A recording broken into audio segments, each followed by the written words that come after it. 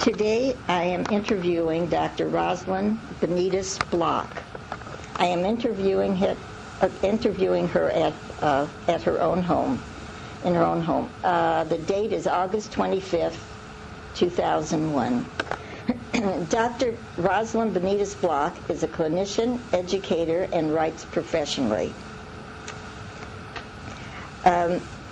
Roz, we know each other, and I know that you have been in the field of social work for a very, very long time. One of the questions I would like to ask you is, how did you get into the field of social work? Well, that's an interesting thing to think about for me. When I was in college, I majored in literature, and I was thinking that at some point I would teach literature. And then suddenly the impact of reality hit, and I realized that my chances of going on for enough education to end up teaching in a college were pretty slim at that point. So I decided I needed to be more practical, and I changed my major in just about my last year, I think, or the last year, to sociology.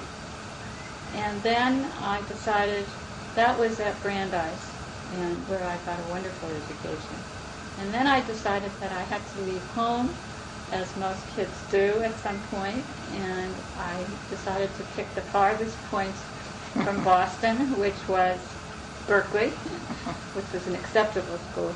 And I got into Berkeley, and when I got there, I had to do an extra year, which was not too bad because I was very young. I had started college at 15, and by this time I was only 19, so it didn't really make too much difference. And I decided to go into social welfare, but the reason I did that, really, was that when I came to California, I met somebody who sort of took me under her wing. And when I was looking for a summer job, which I needed, I went to the public health department, and I got a job as a typist in the crippled children's services. And there were two administrators. One was a medical person, and the other one was a social worker. And she sort of took me under her wing, and we talked a lot about social work and so forth. I was also beginning an analysis at that time, so that was another impetus for me to think about social work. And I decided to go into psychiatric social work, of course. And that's what I did. And I had a very interesting training at my first year I was in public welfare, which was excellent training. And my second year I was at the VA psychiatric clinic. And then what was really interesting was that when I thought about going into social work, I had an interview at the School of Social Welfare in Berkeley, and the woman who interviewed me was very inappropriate, I thought, with me in the questions that she asked, and she denied me. She said that she thought I was too young, and so forth and so on. But I had a professor who in social welfare by the name of Kermit Weltsey, who was a wonderful man. And I went to talk to him, and I told him what the interview was like, and he said, "That's ridiculous." And he said, "I'm going to interview you." So he did, and I got in, of course. And then when I went for my first job, this woman was also working there, and it was a little awkward, but we managed to get over it. And I think it gave me an idea that not all professionals are wonderful. So it was a rather learning experience for me. How old were you? Because I know you were very young when you entered college. How old were you? When you first went to Berkeley. Oh, no, when you first entered Brandeis. 15. I was 15. 15. And then when you entered When I entered Berkeley, I was 18.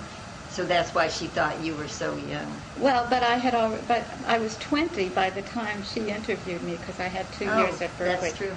So in those days, I guess it was considered even younger because I think there's a different attitude about age now. Right. And maybe perhaps more respect for younger people, too. They grow up faster. They grow up faster, too, yeah.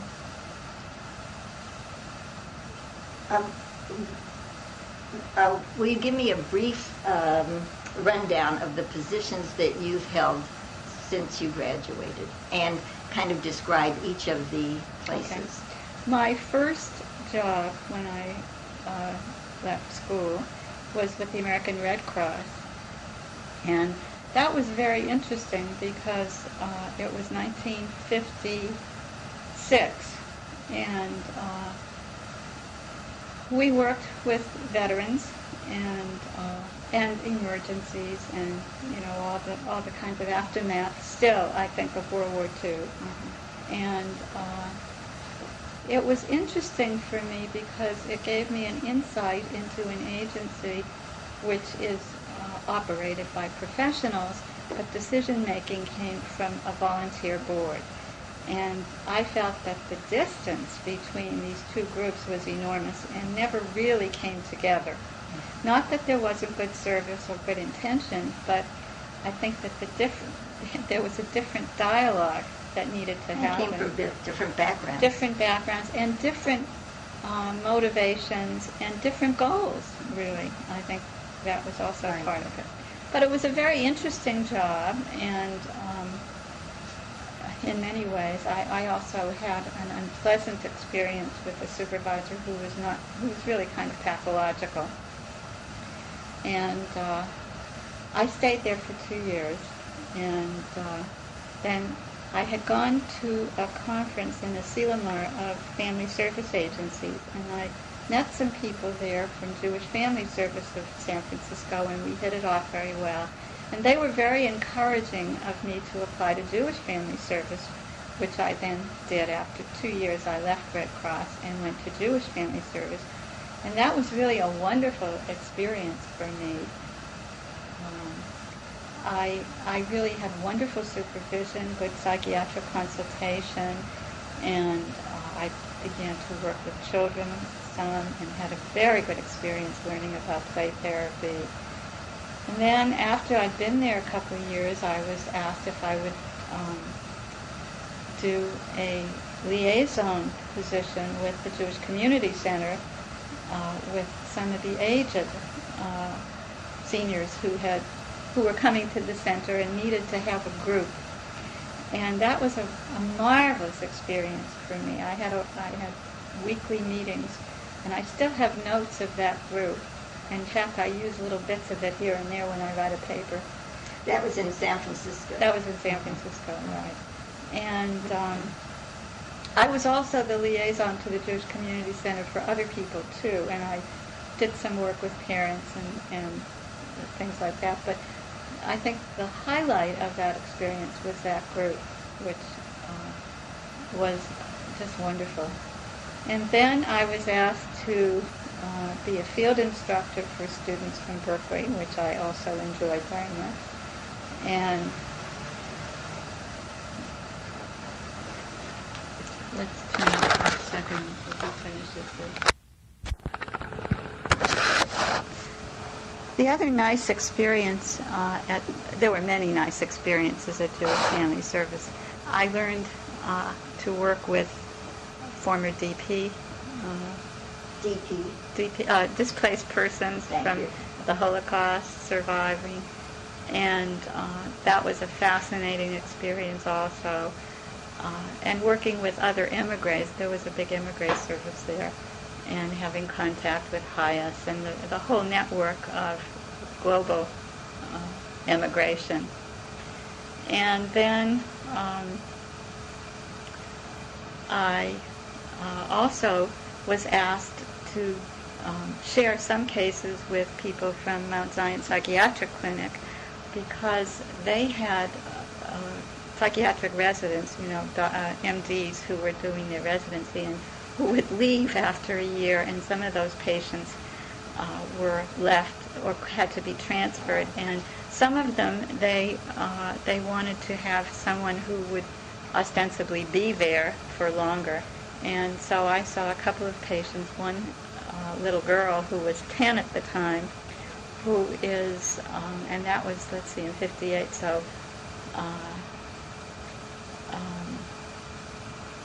45 years. I still talk with her on the telephone. She's not in Los Angeles, but we still, and she has been in therapy with other people, and her therapists always confer with me. And it's a very interesting situation. She was a very, very disturbed child when I saw her. She didn't talk for about a year. And then I've written a paper about her, which I'm still working on, but it was very interesting. How is she now? She's functioning? Oh, she functions very well. She's not the brightest person, but she functions very well. She's had a marriage and children, and now she's had a business. But she is not. She will never be, completely free of a disorganized ego function. So that's part of it. And then in 1962, I was asked. Well, I guess it was 61 first. I became the business manager for the Family Service Association meeting at Asilomar that took place every year. And the following year, I was asked to be chair. And that was very interesting. I invited Bruno Bettelheim, and he was there. In the meantime, I had met somebody and was going to get married to somebody who lived in Los Angeles, which was really quite a shock to me, because I never, in the twice that I had visited Los Angeles, I was one of those people who dissed it. So I never thought I would leave the Bay Area. And so my conference in Asilomar was really on the way down to Los Angeles to begin a new life here. And then I didn't know what I would do as far as work was concerned. And the only person professionally that I knew in Los Angeles was John Milner. Oh. And so what I did was I wrote John Milner a letter. I knew him because I had taken a course with him at Asilomar in a previous year. And I didn't know if he would remember me. But John being John, of course he did. And I wrote him this letter. I'll never forget this. I wrote him a letter like a few days before the Memorial Day weekend, and I said I would be coming down to Los Angeles to live, that I was newly married, and that I was going to be looking for a job. Did he have any ideas? And the Monday after Memorial Day, I had a letter from John. Sounds like John. Saying that he knew of a job that might be very good for me at Vista Del Mar, that there was a research project going on around unwed parents, and that he gave my name to somebody and that I should call them. I went for an interview as soon as I got down here, and they were ready to have me start immediately, but I decided that I was newly married. I hadn't had a real vacation in a long time, and I said I wouldn't start before September. And they waited for me, which was really very nice. And I started on that project, which was the Illegitimacy Unwed Mothers Project and Fathers, with Reuben Panner and Annette Barron and Ruth Drucker and Bob Refrano and Mathilde Rowan. And there was one other person there, Mike, and I can't remember his last name. I'm having a senior moment now. I may never remember his last name. And that was very interesting. We did some adoption work, and we also saw parents of girls who were pregnant, and the fathers, if we could get them in. It was a most interesting project because we really did try to do some dynamic work with some of these women. What year was that? That was 63, I think, 62, 63. And we did a lot of writing about that project. The project was under a Children's Bureau grant, and so the two people who were the most active in that were Reuben Panner and Annette Barron, and they subsequently have written books and articles about adoption, as well as Annette has written a book about artificial insemination.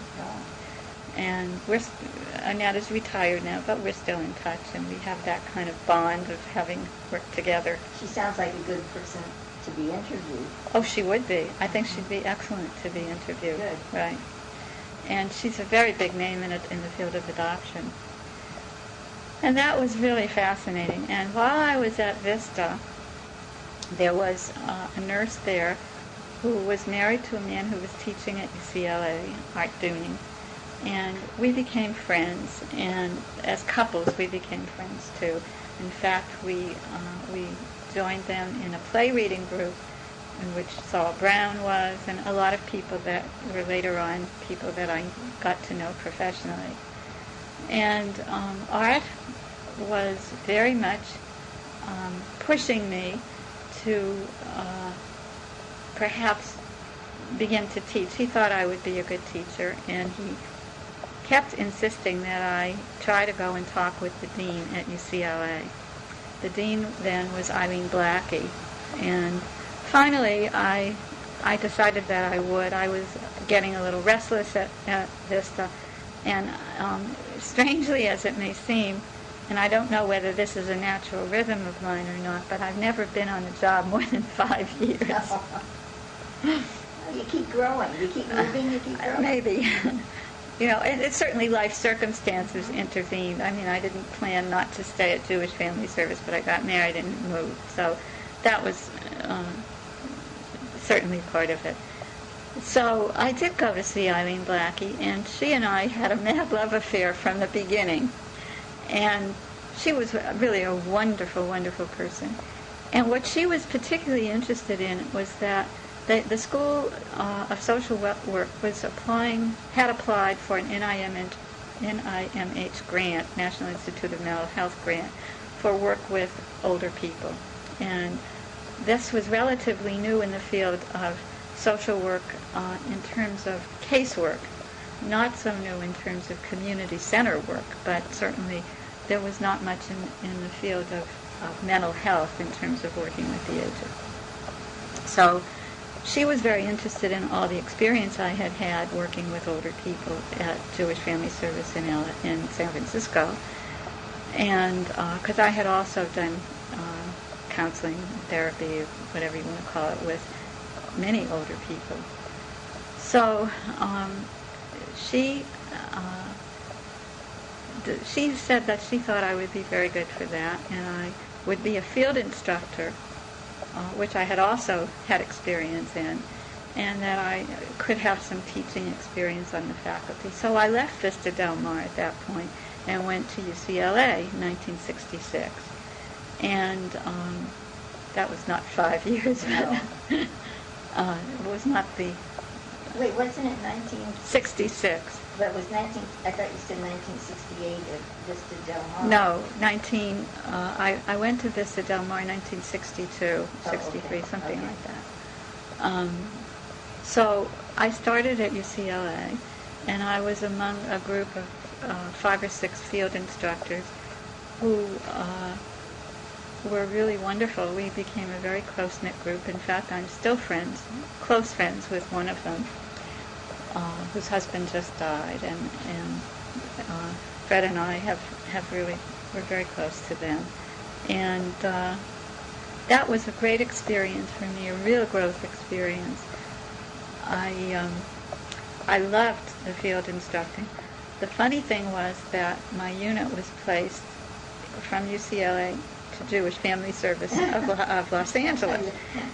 They were still at the 590 building in those days, and Frida Moore was the executive director of the Iron Hand and Not Too Velvet Club. And it was quite an experience to be there, and it was an interesting experience for me in many ways. The students were marvelous. I had wonderful experiences with students, and of course the whole federation opened up so that I learned a lot about that. And I think the agency would have loved to have me fused with them, and part of what I had to do was keep my identity as an employee. How would they have liked you to be fused? Well, I think they would have liked me to participate more in their programs, and there was a little bit of a power struggle going on with the person who was my liaison with that. For example, this was the days of mini skirts and I had a student, lovely student, who wore mini skirts, and we had some discussion around that, and we worked it out. But there was a certain super ego critical quality to it that I've always been a little bit wary of. But it was a marvelous experience in general, and that's when Frida Moore retired and Ted Eisenstadt came to be the director, and he liked me very much, mostly because I did keep my identity, and he also liked my creativity. I had come up with different ideas about things to do, so we had a very pleasant relationship. The staff at Jewish Family Service, I felt at that time, had not really been supported to grow as much as they could. Many of them were people who had been there for a very long time. They were fearful of doing things on their own. It was a very old-fashioned kind of social work in a way. And I think Ted appreciated not wanting to have that continue. He had come, I'm not sure where he came from now that I think of it, but I think he had had a more sophisticated experience with the profession, and he was from the East, and certainly the schools back east, I think, and the agencies back east were at that time much more sophisticated than we were here, more professional and more tied in with the schools of social work. So that was an interesting beginning there. And I stayed there until 1971. No, I'm sorry, that was wrong. 69. I came in 66. I left in, I think, 69. The reason that I left was that I felt that the agency was excellent. The services for the elderly were getting better all the time. But the population of the School of Social Work was becoming more and more minority. There were more blacks, there were more Latinos, there were different kinds of students than had been traditionally in schools of social work. And I didn't feel that the Jewish Family Service was always the best place for students to develop an identity with their own communities and so forth. So I decided that I wanted to look for another placement. And I went into East LA. At that time, my Spanish was pretty good. And I began to look around, and I found a place that, and I don't quite remember how I did this, but it was a very interesting experience to go into a brand new community and sort of find some developing things. I did talk with a lot of professionals in children's work and so forth. There was a wonderful youth clinic. And I ended up talking with a man who came out of the black community from a foundation called Stovall Foundation. And they were administering a HUD project in which there were elderly people living in reduced rents, and they were mixed group racially and ethnically. And I thought that would be a very good place for the students, particularly in an aging program and so forth. So they gave us an apartment on the first floor of the project, and that was our office, which was, it was a tiny apartment. It was a kitchen and, one room that was sort of divided. And we had a big table and some chairs and so forth. So the students really had very little privacy there. We had places to interview, but not to stay. And we had telephones and all the services that we needed. And we had a... Now, who sponsored that? I mean, well, who hired you? Was that they didn't hire me, but they did ask. This was still under UCLA. I was still under the NIMH grant. Okay. The Stovall Foundation administered the HUD project. Okay. I think I don't know whether they had applied for it or whether they had done other things, but Stovall is a very common name in the black community of an upper middle class black kind of class. And there are a lot of Stovalls around, I think. And so I had a wonderful group of students there. I was there for 2 years. And I had a black man from Belize who's now getting his PhD. I had a Chicana who was from Arizona who not only got her PhD, but was part of the drug administration in Washington. Not so easily as it sounds. I mean, she was a difficult student, and there were things that happened. And when she called to tell me she was going for a PhD, she said, "Are you sitting down?" And then there was a local Chicano from the community who had a lot of problems with having a woman in authority over him as a teacher. And he questioned everything I did, and nothing I did was really great. And then there was a student who was a WASP student who was married to a Latino. And then there was a man who was as blonde and blue-eyed and WASP as you could ever find. And this was a group and there were other students there, and there was another student who I know has become an analyst at PCC, and there were a very nice group of students there. And we had a wonderful time at this, because it was really, sort of casework on the hoof. And the students were remarkably creative and imaginative. I remember one of the students said that she wanted to help some of the residents learn how to manage their money. Some of them had never done this before, and she took Monopoly money and helped them see what to. It was wonderful. It was wonderful, and they did marvelous things with that group. And we got to know the community. We were known in the community, and as a matter of fact, somebody that I met once told me that we were always going to be safe in that community. We had nothing to worry about.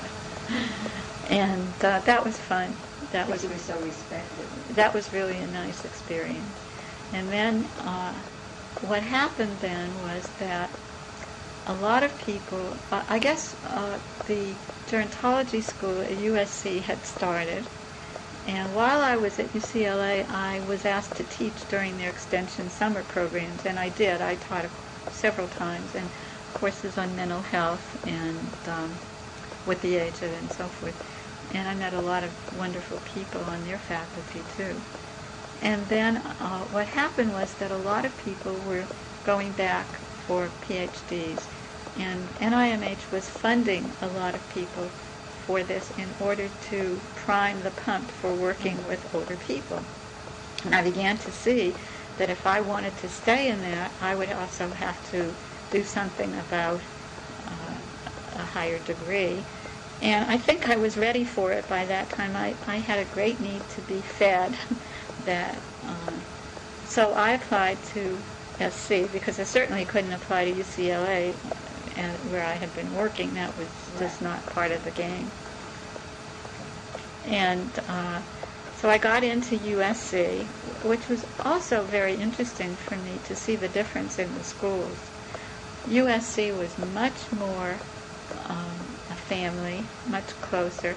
I did have friends on the faculty because I had known some of them. I knew Maury, and from one of my close friends at UCLA was Helen Olander. Oh. Yeah, who was graduated from USC and who knew everybody, and I had met people socially, so that was.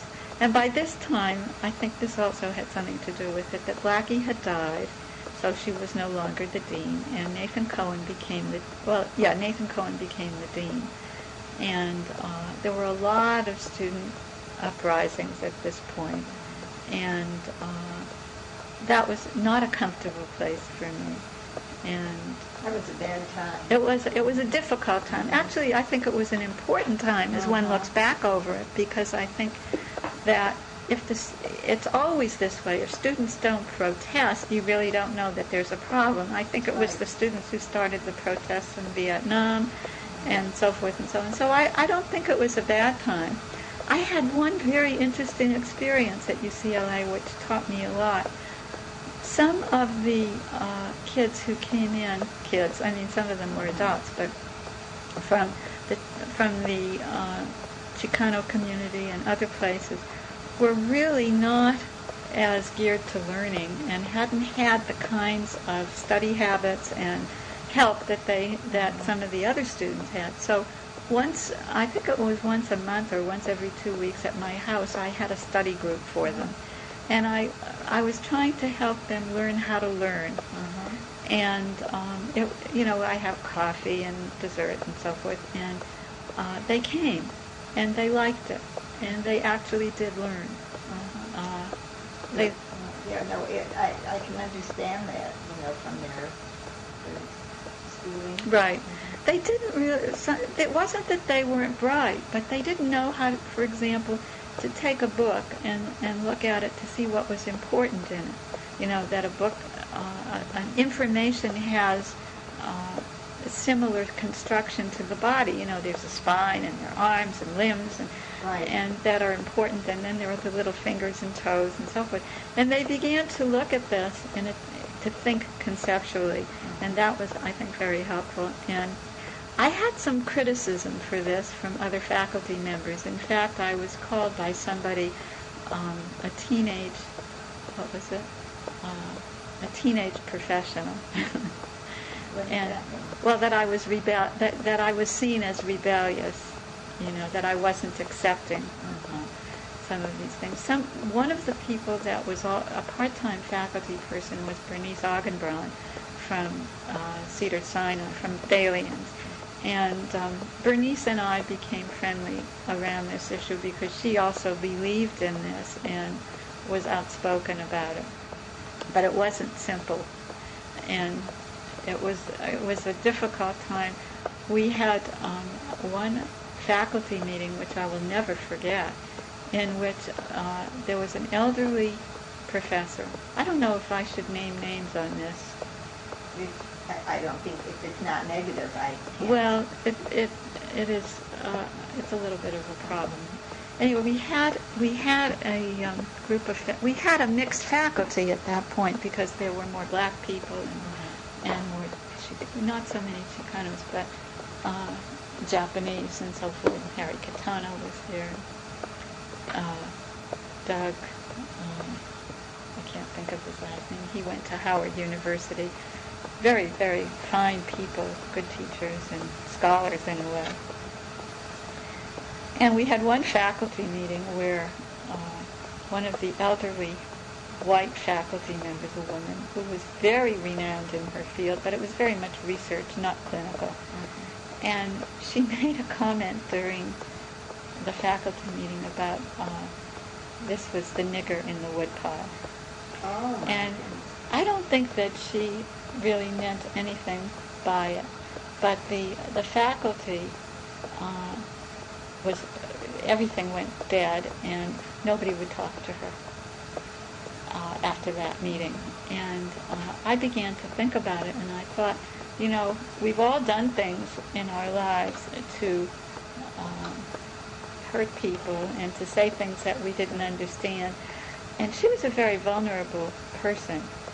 So that night I called her, and she had been in tears. She was crying. I think she'd had a drink, and which was part of her problem. But she was very upset. She was totally isolated by everyone. And I said to her, she said, "You're the only one who's called me." And she said, "I really felt terrible about it. I didn't realize what I was saying. I didn't mean anything." And I felt that it was very unempathic of people, that, yes, I mean, things like that happen, but I would bet that any one of us on that faculty had done things that were unthinking and hurtful to people, and that same. And these are the kinds of experiences that I decided I didn't want to be in this kind of an atmosphere, especially when the new dean was part of the faculty that isolated her, rather than taking charge and saying, look, we have to deal with this and work it through, and let's talk about it. To talk about it, right, absolutely. right. So I felt it wasn't a place for me, and that's when I decided to apply to USC. So I went to SC, and I think there were 11 people in my class, one of whom was Dave Freeman, who now is up in Canada. He teaches at University of British Columbia and has been there since he left SC. And Dave and I became very close friends, and still are. We see each other a couple of times a year. We talk, we email. And we sort of became the mother and the father of the group. There were people in the group who had not had as much clinical experience as I had, or other kinds of experiences too. And we had some very interesting teaching, and some that was not so good. Barbara Solomon was the one who really taught me about statistics. Now, Barbara and I have a history together. Barbara and I were at Berkeley in the School of Social Work together, so we knew each other. At that time, her name was Barbara, this is not going so well on names, is it? Bryant. Right. Barbara Bryant. And I had heard about Barbara Solomon for years. I had heard that there was a Barbara Solomon at USC. I always thought somebody was Jewish with a name like Barbara Solomon. So when we met, we recognized each other, and that was really lovely, right? And Barbara and I had been two of the youngest people at Berkeley, and if anybody would have asked that, where we would have ended up, it wouldn't have been in positions of any prominence. I mean, we were just sort of the youngest people in the class. But Barbara is brilliant in her area. She's not a clinical person, but she has a great mind. And she taught statistics in a way that really made it understandable for me. I remember that. And Lola Selby was another person who was very dear to me. And I had a tutorial with Lola. I was the only person in there, and I read books. I read 3 books a day. And she allowed me that kind of freedom and so forth, and she was wonderful. She was sort of a mentor to me. I know that Howard Perrott had the office next door, and he was constantly interrupting without knocking. He would come in, and I grew to find him very annoying. And who else was there? And I never had Maury for a class, but what happened was that I think the first year I was there,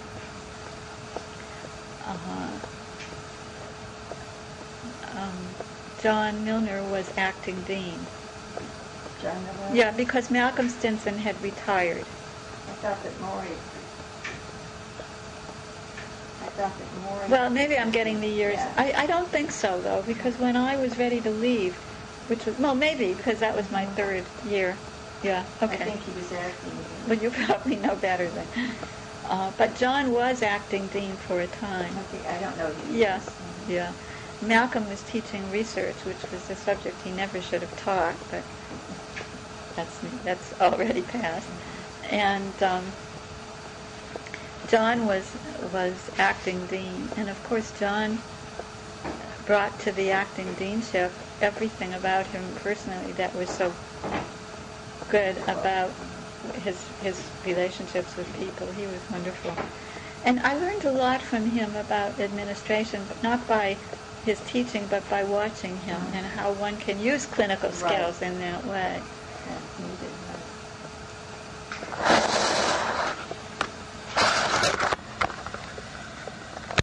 I'm interested. I mean on the tape. Oh yeah. Okay, so I think I was at You were US. saying what you learned from John Milner as dean. Right. Acting dean. Yeah, right. And then we were I was doing some classes at SC? at the Gerontology Center Oh, at Andrus. at Andrus, and which has since become a school, but it was still a center then. And teaching there during the summer too, and met some very interesting teachers there, Vern Bankston and Eric Pauley, who was in architecture. He was a very big influence in my life because he followed some of the intellectual tradition that I had at Brandeis. He was truly a wide-read and very interesting man, and tied conceptually things in architecture to everything else in life, and that was the way I had learned to think. And so that was a really marvelous experience, and I was very grateful to NIMH for that grant, because I could not have done it without it. It was very, and at the time my marriage was breaking up, and so school became a wonderful haven for me. And my first husband was a Latino, and so that made me, helped me a lot actually in the community to be familiar with it. I had already been married for quite a number of years, and had lived in Mexico at times, so I was really comfortable there. But that ended, in a sense. That marriage ended, and so school was very important for me, and particularly because I had very little financial help otherwise, and I still had a private practice. I always had a private practice since 1969 when I was at Vista Del Mar. No, before that, I'm sorry, 64, 65. I had always had a private practice. And so it was a tough time for me. And I'm going to interrupt you. Yes. You had said that you lived in Mexico. yes, While you were living in Mexico, were you also working? no, it was strictly because that's where my husband came from, and his family was there, and we were visiting, and we spent quite a lot of time there in various parts of Mexico, Mexico City, Veracruz, Oaxaca, different places. And how long of a period was that? About 11 years. Yeah. So that was, SC was kind of a really important place for me to anchor at that time, and I lived closer to the university than I did to UCLA, and it was really a good time for me. And then when I was doing my dissertation, I had great trouble deciding what I wanted to do, and finally I decided I wanted to do. Oh, by the way, I was also a TA for Francis Feldman, and that was a nice experience. Also, I learned quite a bit, in terms of social policy and so forth, and Frances is an extremely well-informed person. She knows things that I couldn't even remember, Al, her husband, decided that I would be a good student to be a chair for a dissertation. And so he chose me. I didn't have much to say about it. And about halfway through my dissertation, he told me that he didn't understand what I was doing. And it was kind of a blow to me, but I could see where he would feel that way. And Barbara Solomon agreed to take over, and when she did, she said to me, I have to tell you something. I said, what? She says, you've written 2 dissertations. At which point I got so angry I didn't touch it for a month. And then I finally finished it. It had to do with retired women and their perception of where they were as in terms of their work and in their life. I don't even remember too much of it, but I used a population of retired school teachers because they were accessible. And it taught me a lot because later on I was serving on dissertation committees, but I'll get to that later. And so I finally finished my dissertation, and then of course I had to decide what I was going to do. And I had gotten several offers from Hawaii and Colorado, and one offer came, and the VA was interested, but I don't know whether they would have followed through or not. Yes, they did ask me actually that's true, because then that led me to Maury. The other person who got in touch with me was Ted Eisenstadt from Jewish Family Service, and he wanted me to come back to the agency as the Director of Professional Services. So I went to talk with Maury, and I said I didn't know what to do.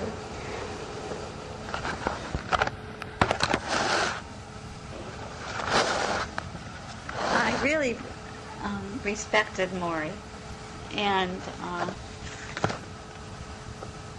I watched him as an administrator, to him and how he dealt with the faculty, the students, and the university was wonderful. He never lost his cool. He was soothing. He was calming. He was reasonable, and he always seemed to be in charge. And that was very instructive for me. I learned a lot from watching him. When I went to talk to him about not knowing what to do, about where to go from here, he said to me, what are your options? And I told him, I had said that I didn't really want to leave LA because having, going through a divorce, and I needed my supports and my friends and all the people that were here that meant something to me. So that the real issue was really the VA or Jewish Family Service. And he said, well, this really surprised me because I didn't think that he was as perceptive as he was. He said, as I have seen you, you don't do very well in bureaucratic situations, so I don't think the VA would be the best place for you, which made me think back about my second-year fieldwork placement at the VA and what that was like, and I thought Maury had a good point. So I called Ted Eisenstadt the next day and said I would take the job as Director of Professional Services. However, that I would not start until September because I needed time off, and I needed to get my life in order, and I was going up to visit Dave Freeman in Vancouver. But he suggested that I come in and talk with the staff and so forth. So I came in. He looked very bad. He was not well. I didn't really know how ill he was, and he didn't really level with me, nor did anybody.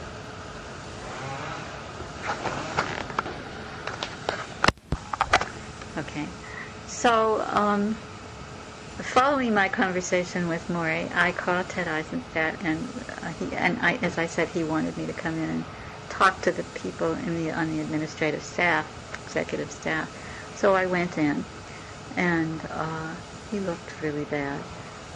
Rose Klitzner, who was in charge of services to the aging, told me that she was planning to retire, but certainly would not retire within the next 6 months when she would help me and be there. And then there was an assistant director, Harry, I can't remember his last name, I still can't remember, who told me that he was looking for another job, but that he would still be around.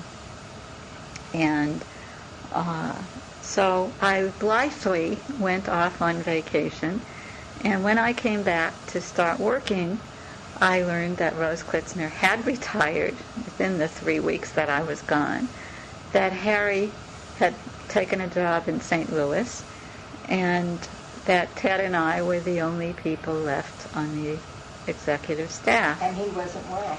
And he wasn't well, but he didn't tell me really how not well he was, nor did anyone. I really didn't. I sensed that he wasn't okay, and that he was perhaps more ill than he said, but one can never be sure about these things. But 10 weeks after I was there, Ted died, and that left me as the only person in the executive administration of the agency, for which I had absolutely no preparation. I've never been an executive. I've never been a real administrator. And a federation is a rather complicated organization. So there I was, kind of lost in a way. But I did I sort of based what I did on what I knew and my intuition and that sort of thing. And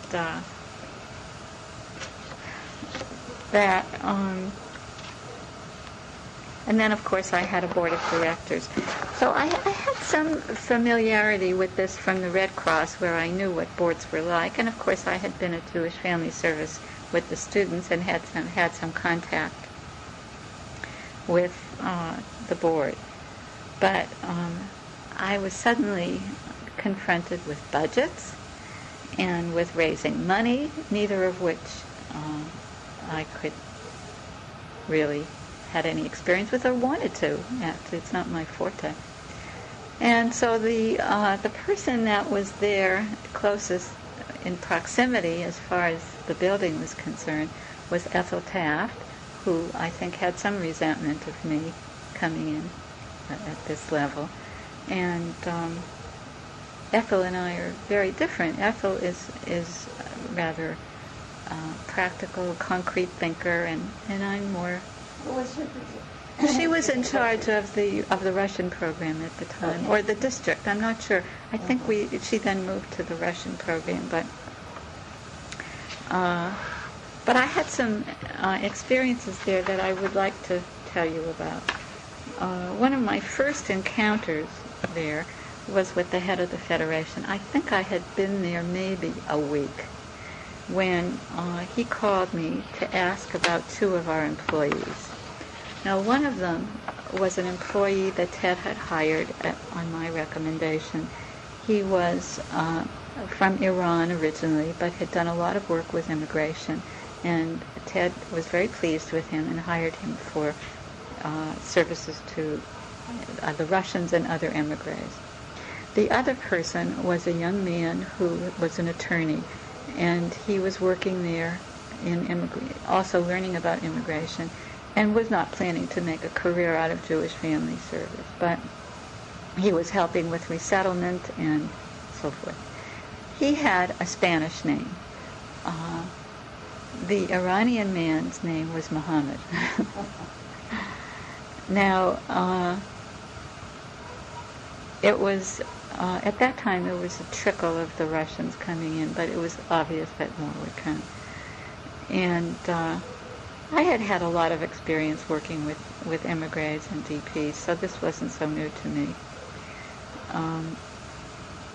I knew quite a bit about the program, and when the head of Federation asked me about this, my antenna went up, because this was not a friendly encounter, I felt. I thought it was really provocative. And I realized I was new, and I was a woman, and I was not really hired to be the executive director, which I became as acting executive director. But I also realized that if I didn't hold my own, that the agency would not have its own autonomy, and I was not about to allow that to happen. So I knew enough about federation and agencies and politics to keep the boundaries and to hold us from being invaded. So I thought, what can I do about this? So clinically, I have always been able to rely on my good clinical sense, and I thought, well, if I let him do this, then what would happen? It would happen again. It would happen again. It would be an erosion of the agency. So I thought the only people that can really be intimidated by by someone is somebody who remains faceless. So the only time that you can attack people for who they are is also when they're faceless. That means when they're not individuals, but a mob or a group or a stereotype. So I called him back at the time and I suggested that yes, we did have these two people working for us. One was Iranian named Muhammad, whom we called Mo, and the other person, Charles Aguado, who was actually Jewish of Sephardic background. But I thought that he ought to come and meet them and have coffee. There was a dead silence on the other end of the phone when I invited him to come down to the agency, at which point he said, oh, no, you have to come up here. So I thought, okay, his territory, right. So I took the two guys, and we went upstairs and had coffee and started talking. As it turned out, he and Muhammad had worked with the Joint Distribution Committee at one time in Europe and the United States, and they knew a lot of the same people, so it was sort of the old guys' network and backslapping. And Charles, the other man who was the attorney, I think it was revealed during the course of that meeting that he was Sephardic. And I never heard from him again after that meeting, and I was very happy about that and felt that I had done the right thing in terms of the agency. And I felt very protective of staff, maybe having been coming up through that route as a caseworker and so forth. I really wanted the staff to feel comfortable, and I knew enough that if your administrator is supportive and good, that it trickles down. I learned that from Maury and a lot of other people. So there were a number of people on the staff who sororities call legacies, and we were left with a number of people that I would never have hired, even in my wildest imagination, and many people who made it difficult for me, for line staff, and so forth. But I intended to make some changes and realized that that one of the things that I really learned, and I don't know quite how I learned this, maybe I learned this from Maury, from watching him, is that if you have the authority, you can use the authority. And that's everything that I intended to do. So I promoted Ethel to be in charge of emigres of the Russian program. And she knew a lot of people in the community and could handle and finagle and could do whatever needed to be done. The other thing that happened was that I was visited by a woman who asked to have an appointment with me. And the reason that she did was that her son had been in a cult.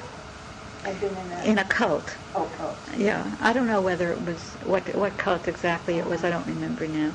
I was not too aware of what was going on as far as cults at that time. I read about it in the paper like most people.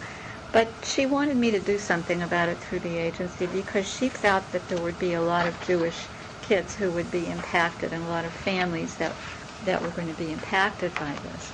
So here were two issues, the influx of the Russians and the cults, that presented itself immediately to me. This was in the midst of our beginning to think about moving from 590 Vermont to the new building, 6505, 7475. And at the same time that this woman came, and I can't remember her name exactly, but I remember her vividly, one afternoon I was visited by two young people who asked to see the director. And they were from Reverend Moon's organization, the Moonies. And they were visiting all agencies and were interested in inviting people to a meeting that Reverend Moon was hosting at the then Statler Hotel on 7th Street in downtown Los Angeles. They were very strange. They were kind of schizoid. They were, if I had passed my hands in front of their eyes, I don't know that they would have blinked. They said that there was going to be a banquet, and it was, we would be guests, and he was inviting all people from different parts of the community. and there would be hundreds of people, would I come. Because this woman had come to see me, I thought I ought to go to see this. So I went by myself in the evening, and I didn't know anybody. It was fascinating. I did run into 2 art dealers that I knew, which was very nice. But when I came in, there was the hosts, the young people, the men, were all dressed in Nehru-type jackets and little caps and so forth. There was a crowd that I have rarely seen. I mean, there must have been hundreds of people there. And there was a banquet room, and there, in fact, there was another room. I happened to have been seated in the room where the stage was. There was another room where people only saw this on TV. Oh, my. So you can imagine how big it was. No alcohol was served, and I was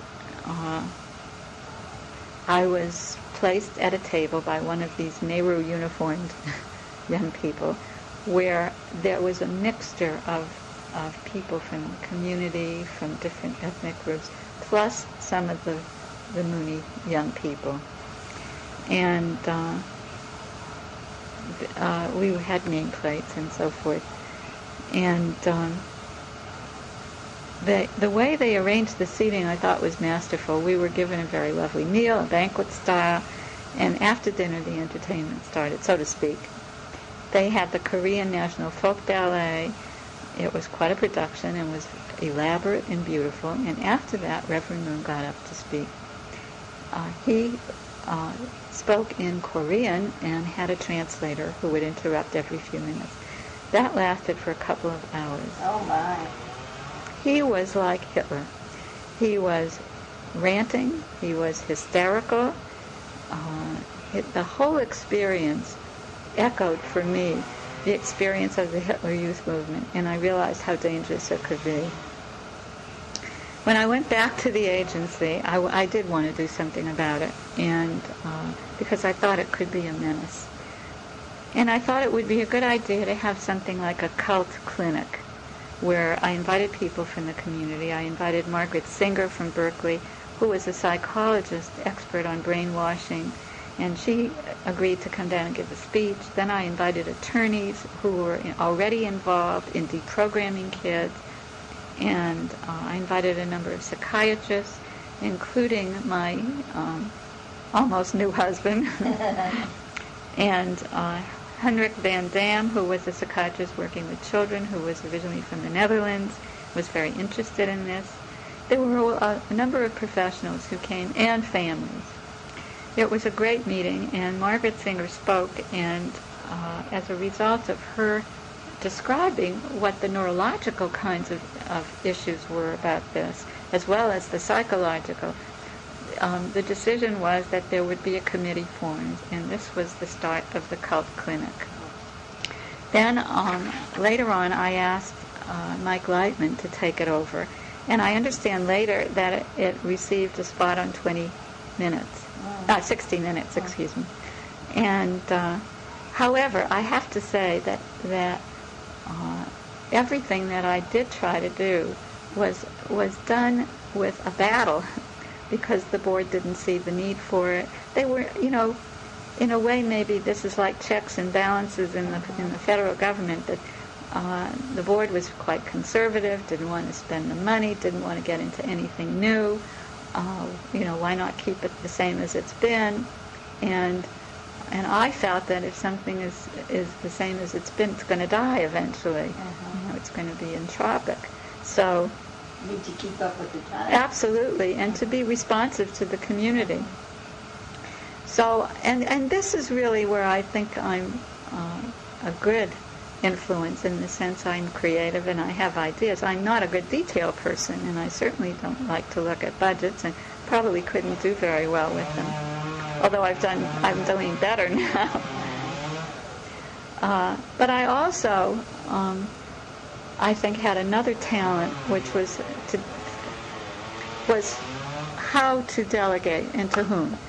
And there were some people who had some resentments about how I went about this, but I really felt I had to do this for the good of the agency, not to please certain individuals who had been there for a long time. It was a time also when there were many children joining cults. Yeah. And cults were very prominent. Right. But the other thing was the influx of the Russians, which was evident that they were going to be coming. I had been in Russia in 1971. I knew what was happening with the refuseniks, and it was, the handwriting was on the wall. But as I say, it was all an uphill battle, and everything that was started too small. You know, it's sort of like Los Angeles, where they build a freeway for 10 cars, and then there are 100,000 cars. So that was those were two issues. The third issue that I think was a big one for me at JFS was that had to do with where you apply for grants. And when I came to Jewish Family Service, the budget was $3 million a year. When I left in 1966, it was $11 million. Now, the difference really was in the grants. Now, because the Older Americans Act had passed in 1965, this was all the operational money that came out of the act to really make a thrust in the community to help older people, and that included meals programs, counseling, all kinds of things that would come out of it. Safe help. Also the MSSP. The MSSP program. Right, but that came later. Okay. And that's how things got started, but it was a battle. And that was really Lyndon Johnson who did that, and who really had an awareness of the social policy issues for the poor and for the elderly. I liked the board members, many of them. I think many of them didn't see me as a real administrator or a real executive. First of all, I wasn't a man. I wasn't that old. I wasn't that experienced. And I was, being a woman, it was very interesting with the women board members. When I asked for an equal salary to some of the men executives, they would not fight for me. Some of them went on to their own careers and told me later that they were sorry that they weren't able to do it then. And it was an interesting time. I did hire a lot of new people. I made some changes in the agency. And I think I was very good at hiring. I hired Sandy King. Which was brilliant. I hired Dory Gradwell. Wonderful.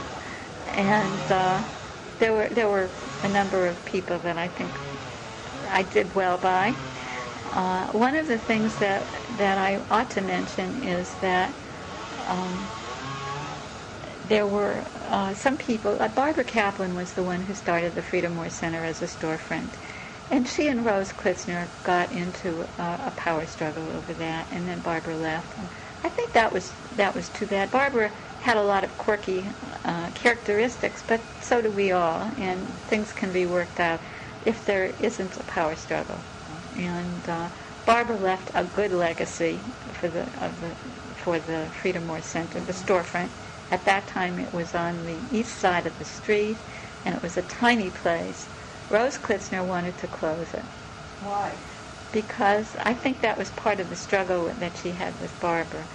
She felt it wasn't professional enough, or I don't know what her reasons were, but I think more than anything it was a struggle for power. I was not about to close it because I felt it was very important, and that's when I hired Sandy to replace Barbara. And Sandy, of course, I got a lot of flack for hiring Sandy because she hadn't had that much experience. She had just graduated. She had graduated, but she had been a volunteer at the center. And but I felt Sandy was the right person for the job.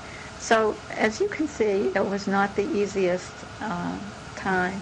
And I'm not sorry that I stood up for what I believed in. I think that the other thing that was part of that job that was not so easy was firing people. And I did a small share of that. But I have a philosophy about that anyway, and that is that I think people who are not doing well on their jobs don't like them. They don't like themselves in the job. And I think the skill really is to help somebody leave still feeling intact and not attacked as a person. And I think I did that pretty well. And I think my clinical skills helped in that. When the move to 6505 took place, that was very nice. And the building was luxurious compared to 590. And I even had an office with a window and a view, and it's just wonderful. And so I think Barbara went back to USC to get a doctorate, as a matter of fact, and that worked out well for her, I guess. I haven't heard from her. We didn't keep in touch, and we weren't particularly close, although I think she had been a student of mine at UCLA at one time. I don't quite remember.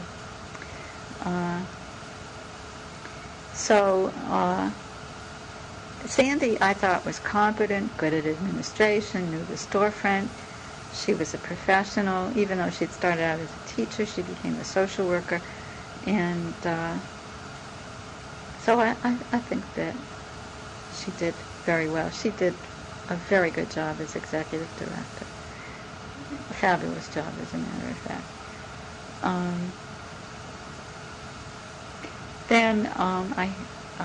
Well, the two of you really made an impact on Jewish Family Service. I think the two people most responsible for the growth were you and Sandy King. Probably, yeah. I think Sandy was more visible because Sandy wanted to be involved more in the operational kinds of things. I was never very interested in that. I mean, I love planning things and doing, training and that kind of stuff. But I really don't want to spend a lot of time in meetings and doing all the detail work. And Sandy was very good at that. And going for grants. And going for grants, right. Were very important at that time. Right. The board asked me whether I wanted to stay on as executive director, and I said no, that was not what I really wanted. I liked doing programs and working with staff and supervising and improvising the kinds of things that were responsive to the community, so then they started the interviewing program, and Arnold Saltzman came to the agency. And he liked doing all the things I didn't like doing, so it was a good combination. Oh, that's political. Right. And so we made a good team in that. I stayed. He came in 75, and I took a long vacation because I was really done in. I went to the international gerontology meetings in Jerusalem, and I went to Greece, and I went to Boston to see my family and so forth. And in 1978, I married again, and my husband really wanted me not to be involved in administration and suggested that I go into full-time private practice. And it scared me a little because I'd always been part-time practice, and I thought, well, maybe Maury was right that I should get out of the bureaucracy. So I decided that I thought I would. So that was good. But there were some other things that happened before I left. One of our board meetings, a woman by the name of Alma Lasher, who I became friends with and have seen since, she came to me and said that, the storefront was getting to be too small and it ought to expand. She was a volunteer there, and that there was a building not too far away, and she thought we ought to go and look at it and apply for a grant and so forth. And we went with a group from Federation from our board, and they decided not to. It was very short-sighted, and because they bought the same building several years later at a higher amount of money, and I'm not sure it was such a clean thing that happened. I don't know how it all happened, but so that was. I think another thing that I did that was helpful was I started some psychiatric consultation for the clerical staff. That was something that I think helped them, because many of the clerical staff were burned out, and they had the hardest. They were on the front lines with clients and had the least preparation and the least training. That was interesting, and I wrote a paper about that, which was published, and it's still being used. People still call me and ask me for it. And so there were a lot of things that I think were things that I am pleased that I did. And I also liked working with professional staff, and I think I understood them very well. I have another experience that was sort of interesting, that there was a social worker who came to ask for a job by the name of Jane Rubin. And, that's her name. I don't know whether her name was the same name, but she was pregnant. And she needed a job. She was getting a divorce. No, she wasn't getting a divorce then, but she was unhappy and things were going on in her life and so forth. So she said nobody would hire a pregnant woman. I thought, well, if a social agency won't hire, who will? That's right.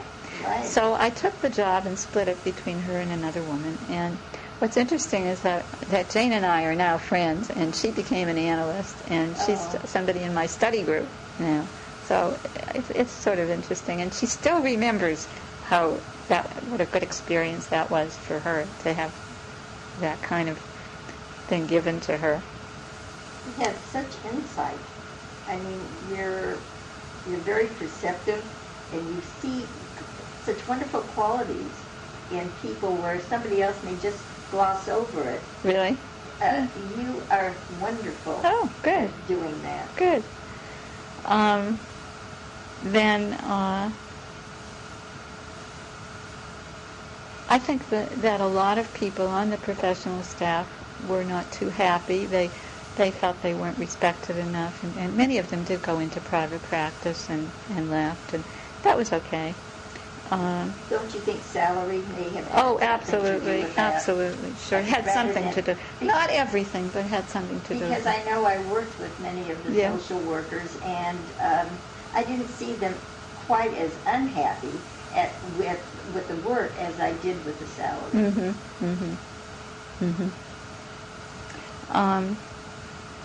I do think that the agency started a lot of programs like the protection program and the drug and alcohol program, and I think that I always felt that if you hired good staff, that they would develop their own ideas and so forth. Martha Newmark, in the Meals on Wheels.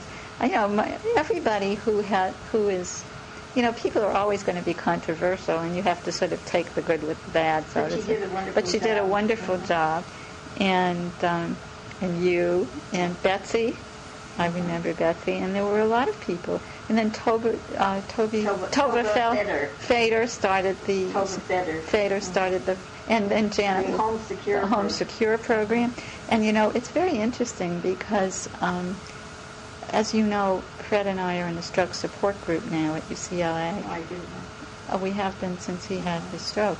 And one of the men in the group a couple of months ago was very upset because he wanted some help with bars and help. So I said, well, have you called Jewish Family Service? So he said, yes, and they told him that they couldn't help him. And I said, I don't believe that. So I called, and I found out that he lives in Beverly Hills, and they don't have a contract with Beverly. So I told him about it, and he was very grateful that it made sense for him. So I'm still sort of, a resource person. Yeah, and also, I don't like it when somebody says bad things about Jewish Family Service, so I want to make sure that it's on the mark. Well, the senior program had many different programs that they offered also, like aids to the elderly. Yes, it was very good. Another thing that I did while I was at Jewish Family Service was I was asked to teach a class at Hebrew Union College, which was like a practice class in a way, sort of a casework class. And that was interesting too. These were students who were joint degree, double masters, and were going to. Some of them were going to become social workers, not all of them. And that was interesting too. I did that for a couple of years, and I also taught at the Wright Institute in the evening. So I still was teaching, and that was a very interesting program too. They were very psychoanalytically oriented. And I don't know, I had a lot of nice experiences. I'm sure I left out a lot of things, but I did learn a lot. Sam Taylor was a teacher in community organization, and I really did learn a lot about community and boards from Sam. And Sam and I still email each other. I mean, there were a lot of things that came to me afterwards that I had picked up, and also, one of the things that I didn't mention was how wonderful Ruth Britton was as a librarian at USC. Even after I left, I could always call Ruth and ask her for a reference, and she was just marvelous. She really cared. She was wonderful research. Right. Roz, you have just a litany of all kinds of wonderful positions that you've held and that you've made such an impact. I'm curious as to if there were things that you could change. About me? No, in the field of social work. Like what advances do you see?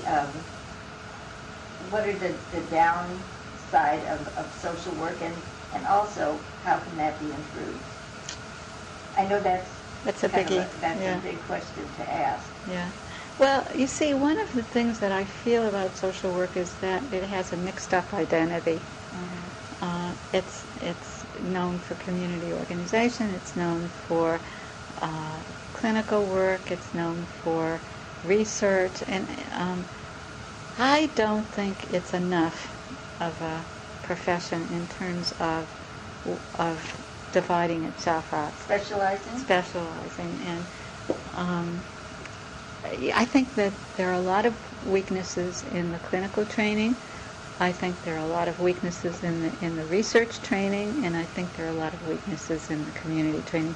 So okay, well, let's go to some of the weaknesses in the in the clinical training.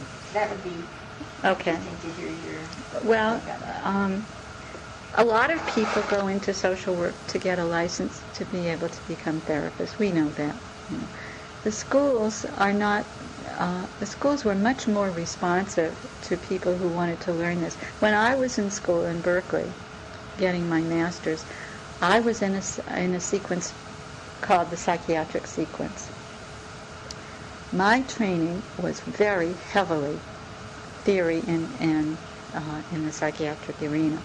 And some of my teachers were people from the Analytic Institute in San Francisco.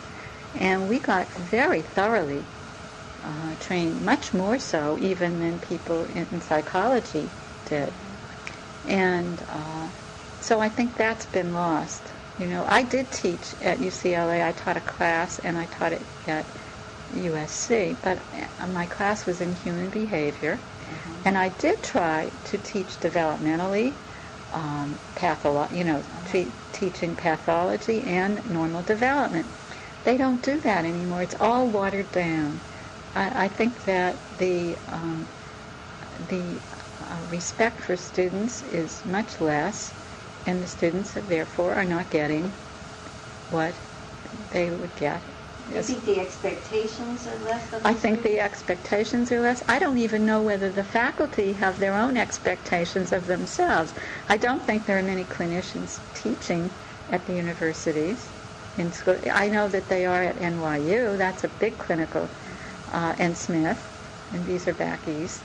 And Chicago has always been known for administration and education, maybe a policy, but I don't think that the schools are very, very much involved in clinical education. But they have enough experience? Do you think they're just not experienced enough? I don't think that I don't know whether they don't want to. Or the standards have just lowered. I don't think they hire people who know about it, you know. There's a wealth of people in the community who are fine clinicians who could really add to the curriculum and who are not asked, not invited. Which is a pity. Right. And what about the research, the teaching of the research? Well, I don't know as much about research. I mean, I've learned a lot more about research than when I was in school, because I think that's just a beginning to tell you a little bit about it. But I don't think I'm really qualified to talk about the research.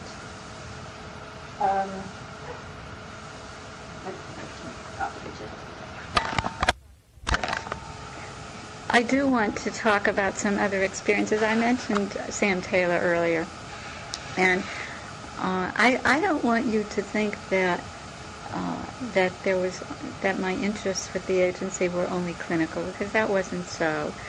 I had learned a lot about boards and advisory committees from Sam, and while I was at Jewish Family Service, I was on a number of advisory boards that were very educational for me. And I feel that one of the things that I learned at Red Cross was that there needed to be a link between the people who were seeing the clients and the people making and setting the policy. And that's what I really wanted to be at JFS. One was a committee that I was on for developmental disabilities for the aged. And that really helped me to clarify something else that I did at Jewish Family Service, which was that there were a number of people in the community who were deaf, who were not able to receive services in the same manner that people who speak. And this goes back to something in my own life. I had my closest friend when I started college, who's still my friend, had a mother who was deaf.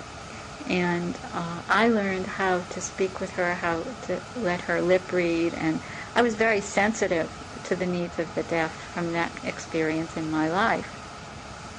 And when somebody came to me at Jewish Family Service and commented about the needs for the deaf, I was really receptive to it. I then hired somebody, it was Renee Feiger, who took off on a program with the TCY and got involved with the Temple for the Deaf and so forth. It was never lost on me. I think that policy, and I learned this from Francis Feldman actually, policy is always set out of personal experiences in life. You know, the Lanterman Peaches Act, for example, had to do with the fact that Lanterman had a mentally ill daughter, I think, or somebody in his family. So when I was on this committee for developmental disability for the aged, the deaf were part of that. Then I was on a committee at the time that was for the Center for the Training of Community Psychiatry, and I was on their Gerontology Advisory Committee. And that was interesting because that had to do with educating professionals further in certain areas, physicians, psychologists, and so forth.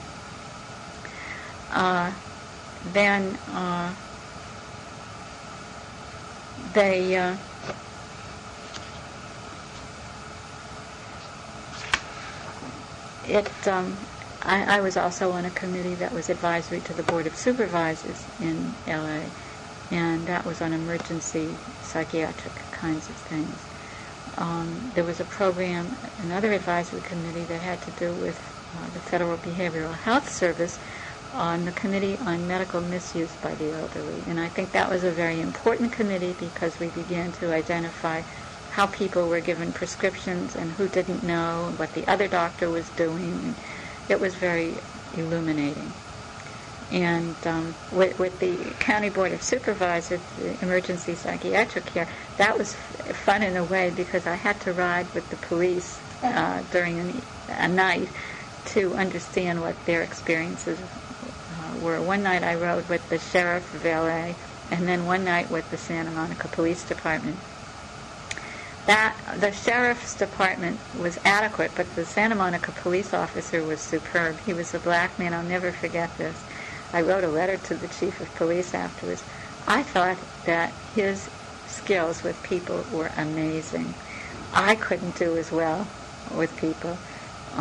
But it was fun. One time I had to get down in the back of the car on the floor because there was shooting, and it was an extremely interesting, it was an interesting experience. I was also in the committee for the Southern California Psychiatric Institute Extension Program because they were going into the community and wanted social workers to apply. I was on the governing board and the executive committee of Thalian's Mental Health Clinic, Cedars-Sinai.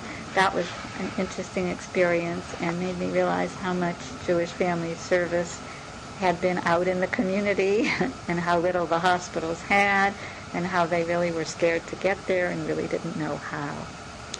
They're doing it more now, of course. Then I was on the editorial board for social casework. That meant reading articles. And I was on the board of the International Institute of Los Angeles. This was a very interesting agency, which is nationwide, and it dealt with newcomers, immigrants from Asian and European communities. And they had a lot of caseworkers who themselves had come from other countries.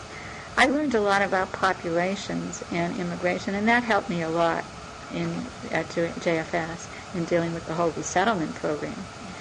I was asked to be on the board of Los Amigos at U.S. School for social work, and that was a nice experience, but I couldn't do it for very long. I was a trustee for the alternate living for the aged that came out of Temple Isaiah with Janet Witkin, and that was also a good experience in terms of housing. And I had some experience of that because my mother and father had gone into a kind of a alternate living situation in Boston. Yes, it still is, I think. Shared housing. Yeah. And now then I was on the Social Welfare Archives Committee, for which I haven't been active in, and I'm sorry about that, but my life is a little more complicated now.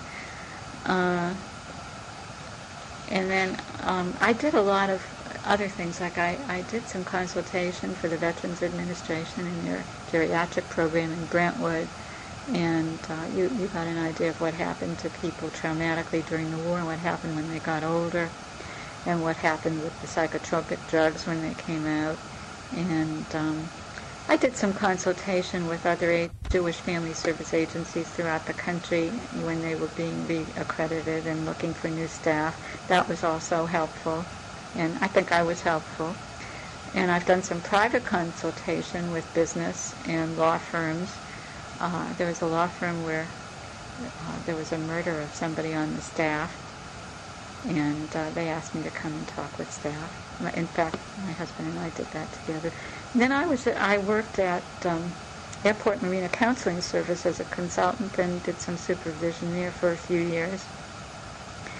My most unusual consultation was for a Catholic order, which had a school in Camarillo, and I don't remember the name. I think it was called St. Joseph's Seminary. And I had been doing some consultation for some nuns at I don't remember the name of the school. It's up on Franklin and in Los Feliz. Mount St. No, it's not Maine. It's not Mount. So we okay, testing. It's working. Okay. The nuns that I'm talking about were teaching order. They did not wear uniforms, and they were very progressive. As a matter of fact, they would go out on the street and do something called guerrilla drama, which was to bring. They were very revolutionary. They wanted to bring social issues to the public, and that's how they did it. And they felt that they were acceptable, to do this. They had a lot of problems because they didn't agree with the priest that was in charge of them. They were very socially conscious. And they wanted some consultation about what they were doing. And there I met a nun who was originally from Ireland. I called her the flying nun because she was motoric. She was always moving. And she was very feisty. And she invited me later on to St. Joseph Seminary in Camarillo. She was teaching students there. They had an undergraduate social welfare program. And she felt they were very backward in their social work education. She wanted me to come and talk with the priests. So I went there twice, once for a consultation. It was very interesting, but it was like being thrown back into the medieval world in a way. They had a bachelor's program, and they were teaching some young seminarians about social work, but they really didn't know very much about it. And I had to explain to them what it was all about. And I remember sitting in this room with about 6 or 7 priests, and one of them fell asleep across from me. Some of them did understand what I was getting at and probably used some of my ideas. The most interesting thing was that they were located in the most beautiful spot I've ever seen. It was in Camarillo, overlooking a valley, and it was just absolutely one of the most wonderful settings. And then I went back to, they wanted me to do an evaluation of some of the changes. And then there were a lot of things that I did that were not exactly, some were consultation. I did a TV program on siblings and what happens to adults in sibling relationships. And Rabbi Wolf and I were the 2 people on that panel. And then, of course, I taught at USC while I was doing my doctorate there. And then I taught a part of a class with June Brown. What did you teach specifically? It was a practice class. Uh-huh. And I remember that I had a young man. She was teaching one section, I was teaching another actually. I had a young man who was Asian. He was a pre-med student. He was the only pre-med student I've ever had who came in and said, I wanted to learn how to relate to people. They should all do that. And I thought he would be a very successful doctor. And now I have some patients who are doctors, physicians, and it's very interesting how they say that they have learned a lot from their own therapy about how to deal in teaching situations and with their staffs. I taught at San Fernando State College for some supervision, at UCLA, HUC. I did teach human behavior one semester at UCLA with Elsie Georgie, who was a physician, and that was really fun. She was quite a character and very unpsychological, so we had sort of a battle for territory there. But it was a good experience. I did a series of workshops for the state of Hawaii, which was nice, and for the Center for Training of Community Psychiatry. And then when I got married again, after I left Jewish Family Service, my husband, who is an analyst and a psychiatrist, whose name is Gottfried Bloch, whom we call Fred, we taught at California Graduate Institute for 20 years, actually. We taught the introduction course to psychoanalysis, which was a 14-week course. And we taught every semester, 3 semesters a year for almost 20 years, if not more. I think it might have even been more. Yep. And we kept changing the course, and that was very interesting. And it was a good course. And out of that, because I was on the faculty, I was asked to sit in on some of their accreditation interviews with the state of California, and also was also often on dissertation committees and even chaired a couple of dissertations. That was a very interesting experience. These were students who were getting their PhDs in psychology, and some of them were absolutely terrific and wonderful in lots of different ways, as writers, as clinicians, and so forth.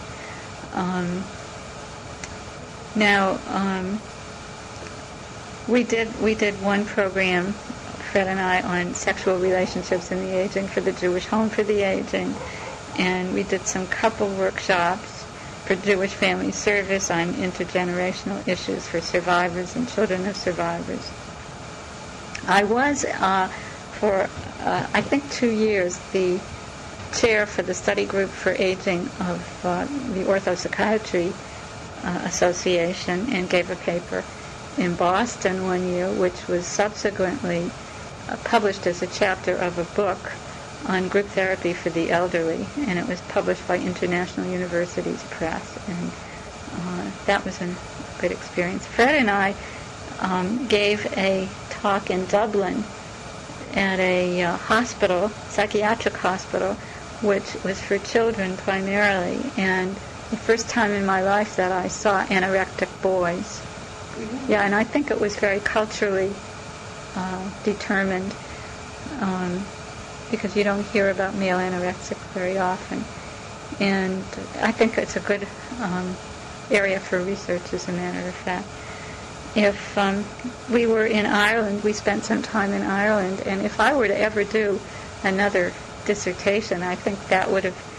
No, not the one on the anorexics, but we stayed in farmhouses, and we got to know some of... It was really a women's movement. This was the women's movement of Ireland. These isolated farmhouses, the women who were the only ones involved, their husbands were absolutely not interested and thought it beneath them to get involved with money changing and tourists and so forth. But they thought this would be a way of bringing the world to their children so that they wouldn't feel so isolated.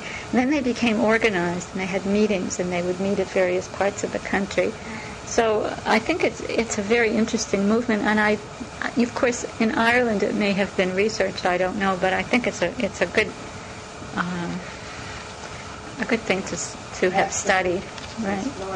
And then I also did a presentation in front of the Sacramento, the California state government, on psychotherapy and definitions of social work. This was years ago. Before, I think it had to do with how they were going to define things with the Board of Behavioral Science examiners.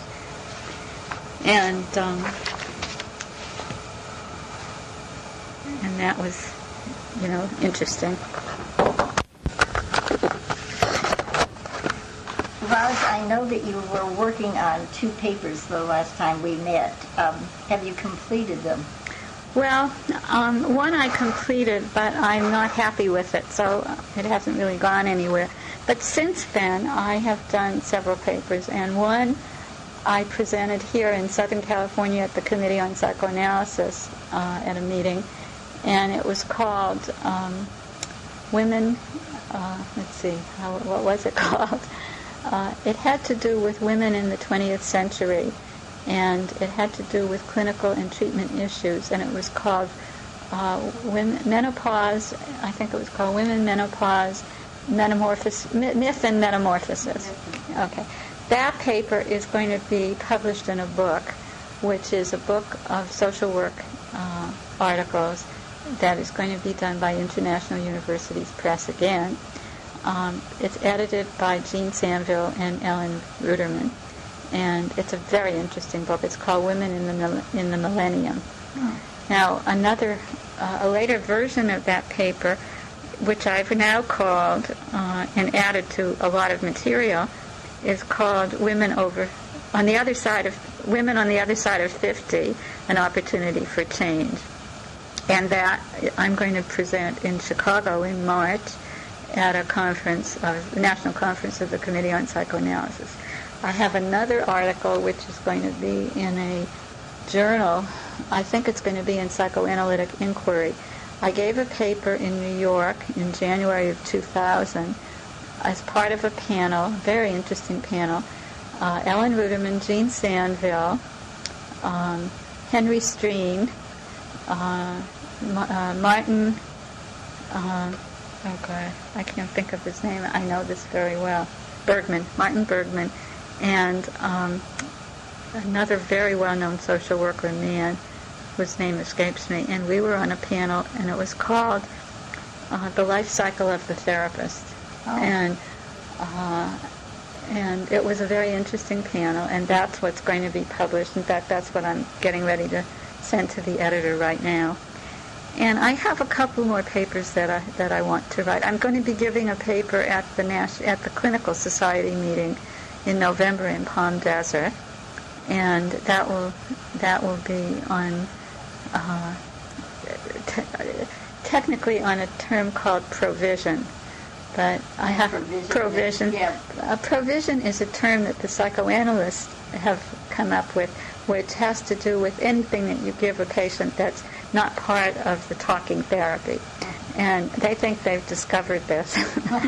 I think it's been in social work for a long time. So this is what I'm going to be tying together. And then I have a couple of other things that I want to write, but so far that's really where I have been. And of course I helped my husband for many years edit and write his book. And the title? His Unfree Associations, a psychoanalyst recollects the Holocaust. Interestingly enough, this coming Labor Day weekend, we have been invited to the National Mensa Conference in up the coast. And we have been asked to present on the book and on other questions related to that. So we're going to be doing that next Saturday. That's exciting. Yeah, that's exciting. Yeah, it should be fun. Oh, that's great. Yeah. In addition to your writing, what else are you currently involved with? Okay. I should tell you that about a year and a half ago, my husband had a stroke. He retired December 22nd, 1999, and on Christmas Day, the 25th, he had the stroke, which he had some previous symptoms, but this was really, it hit his legs. He didn't have any aphasia or any other symptoms, too many other symptoms. And so he was in hospital for a while and then in rehab, and that changed life for both of us quite a bit. Now, after he came out of the hospital and recovered, in which he has really quite well, his balance is a little bit at risk, but not too bad. The neurologist said that UCLA had a stroke support group, and that he didn't say it would be good for us because I think he was too clever to say that, but what he said to my husband was, you could be a lot of help in this group. So he thought maybe we should go to that. So we did. And that has unfortunately been at the same time that the social welfare archive meetings are held. And so I can't come to that because I have a commitment to this, and Fred isn't driving, so it's important that I go. It takes up a lot of time because twice a month there is a meeting of the caregivers, which is mostly the wives or a husband, and that's an hour-and-a-half group with a psychologist. And then the patients, the stroke patients, have an hour with the psychologist. Fred doesn't go to that because he doesn't think he needs that kind of therapy. Right. And then at 2 o'clock on Monday and Tuesday, there are meetings of the stroke group, which includes families and stroke patients. And sometimes we have a speaker, and sometimes it's a group discussion that can get very involved and dynamic and so forth, like all groups. And in that group, I think Fred and I have become leaders in that group, which also includes another therapist, and it's a very high-functioning group.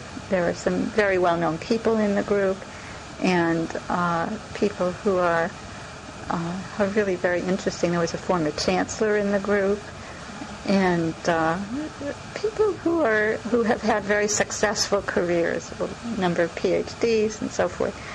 And we have become a very close group. We have become friends with some of the people in that group. There's a former movie script writer who has a killing wit, and she's terrific. And so we are very developed as a group, and it became very cohesive, and it has become a very important part of our lives. And so, somebody in the group has died, and there are a lot of emotional experiences that have gone on within this group, and the people in it. People have developed cancer, people have been in the hospital, and it's a very caring group. And I have to say, it's a very unusual experience to be on the other side of the table. And I didn't know if I could do it. I really didn't know if I could do it.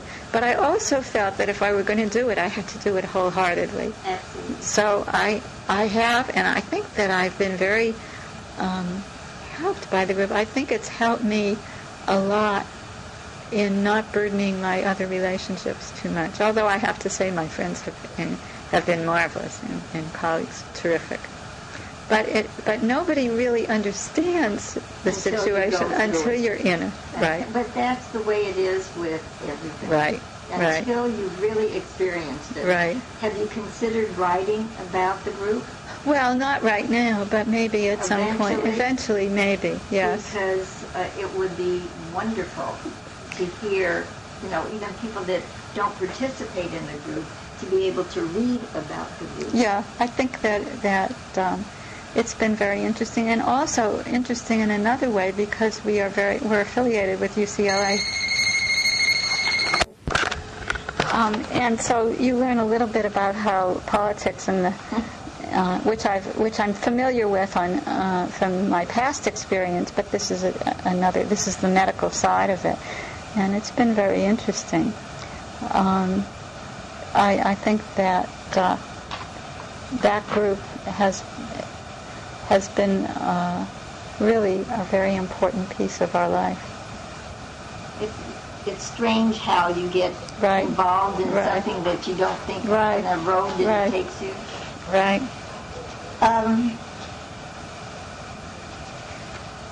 Getting back to your experiences, all of your work experiences as a social worker,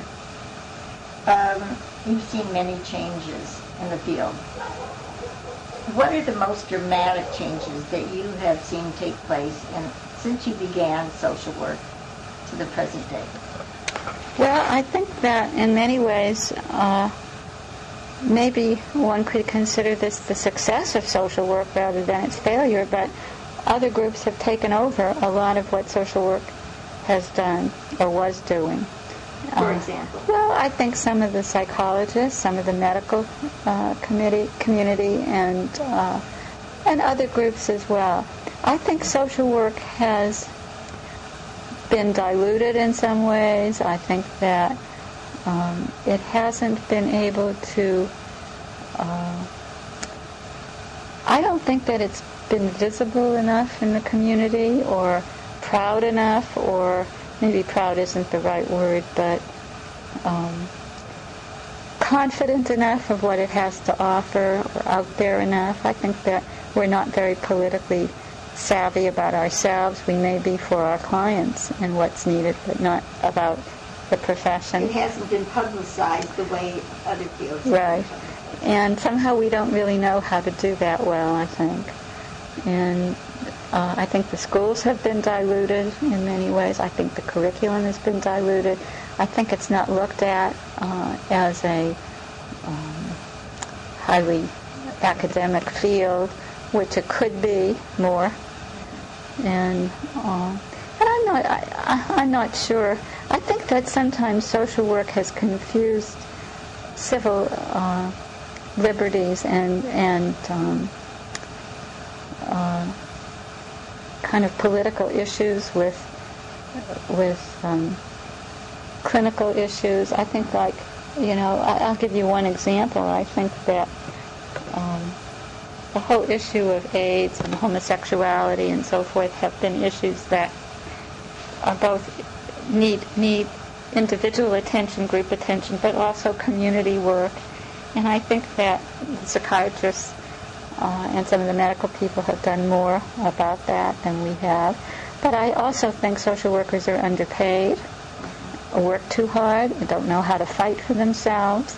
And I also think it was a great mistake for NASW to include BSWs as professionals. I think that was like a dumbing down of the profession. I don't agree with it.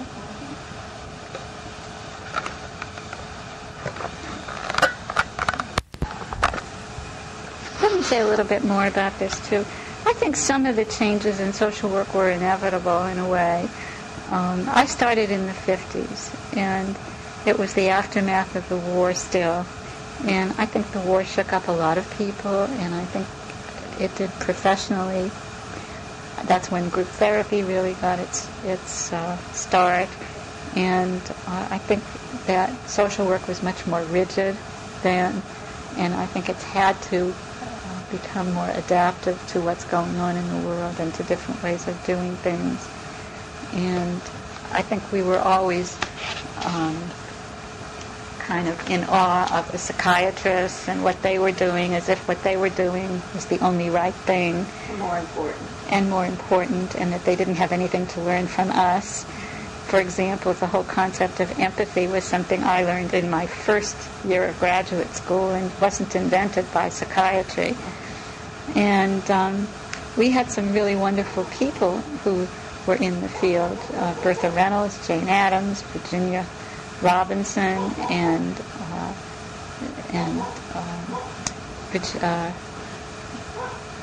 Oh, wait. it's on, yeah. And what's her name? Hamilton. And there were some marvelous people at Columbia. Lucille, I can't remember her last name now. It was wonderful. They were wonderful teachers, and they knew what they were doing, and they were strong people and creative. They weren't wild, but they were authentic.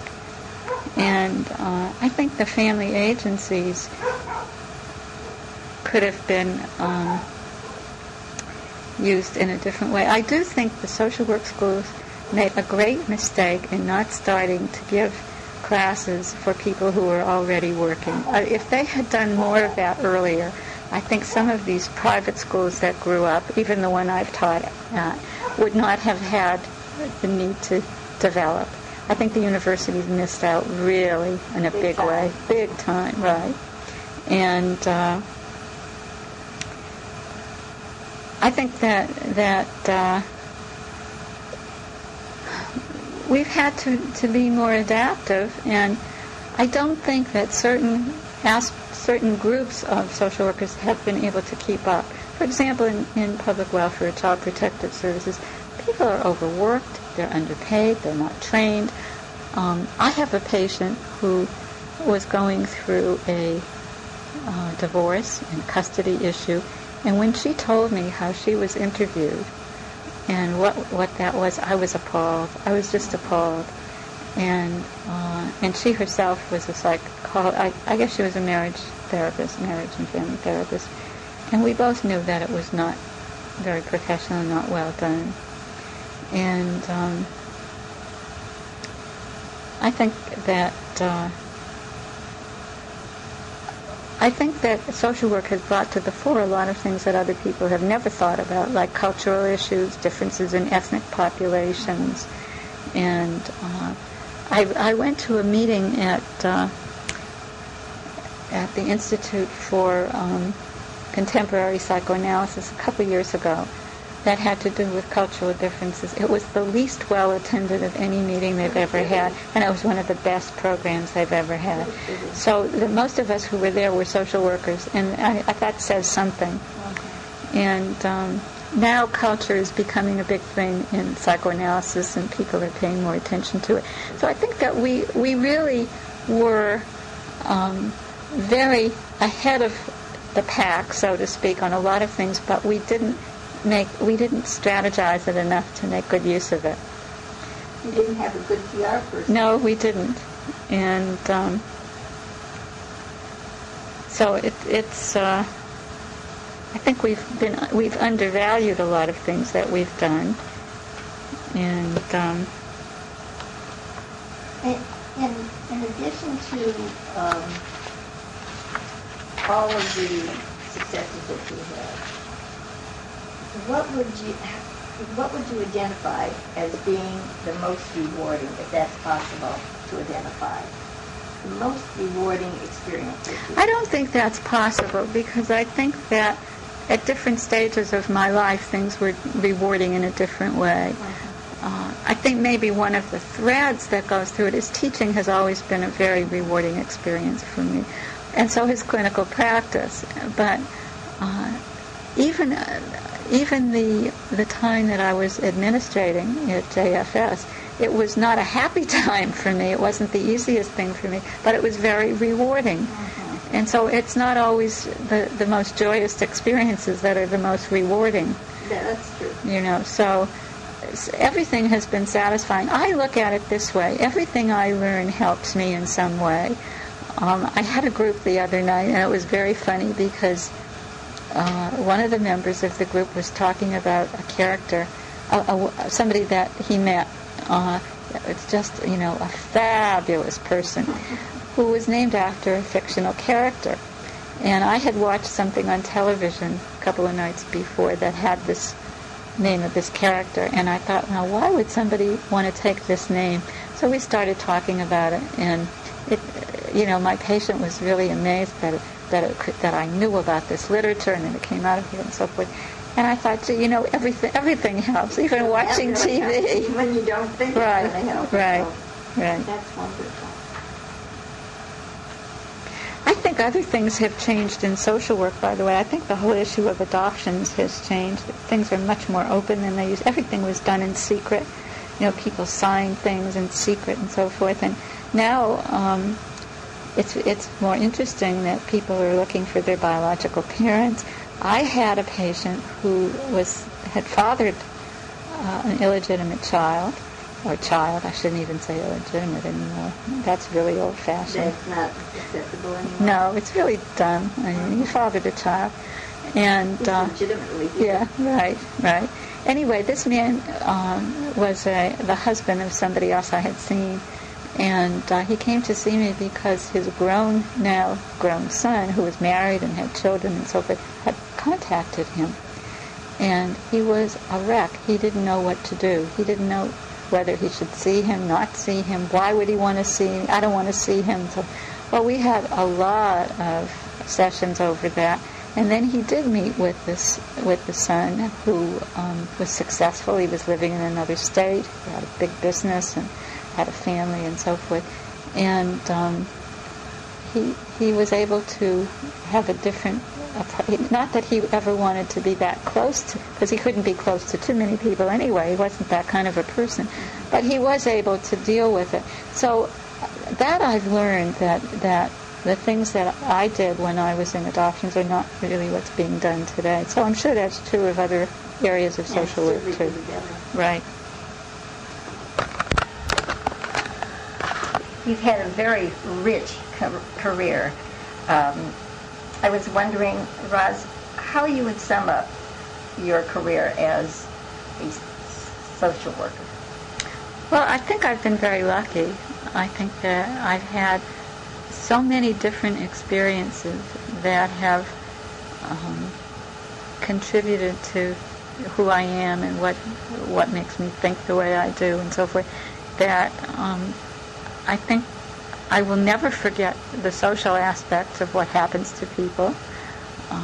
The person who can't make it to a session may not have the car fare to come, the old story, or the person who's depressed, and this actually did happen to me, may not be neurologically okay, or may have a thyroid deficiency. So I think social work really helped me see the biopsychosocial involved in everybody.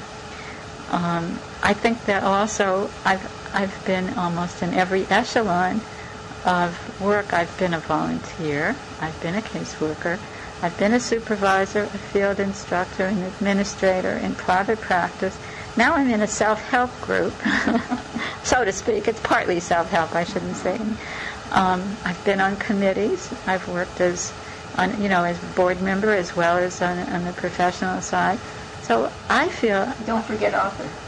and writing.